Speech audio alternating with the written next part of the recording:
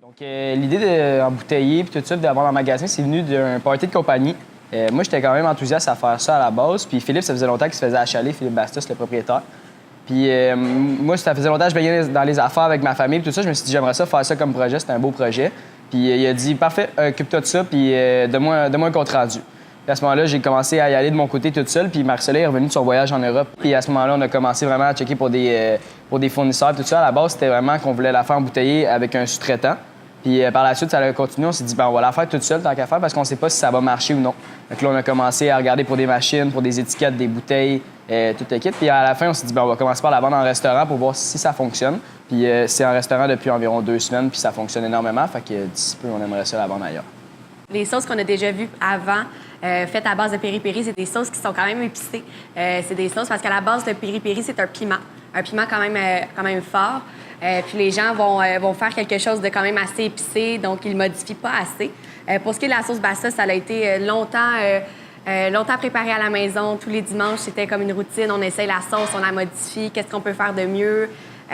Puis on voulait surtout que ça soit adapté à tout le monde, que ce soit la famille, que ce soit des enfants, personnes âgées. On voulait vraiment atteindre le plus de personnes possible. Les gens, ils peuvent en mettre avec tout. Je pense que c'est ça qui fait sa popularité. Moi, personnellement, j'en mange dans mes œufs le matin.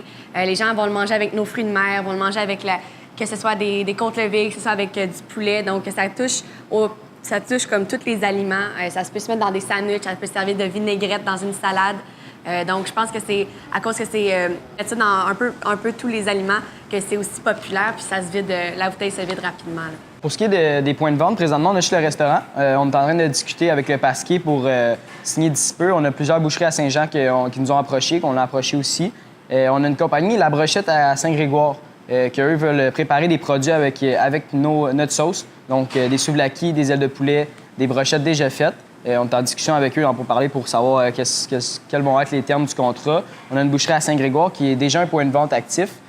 Présentement, notre production ne fournit pas assez pour être capable de fournir tous ces points de vente-là.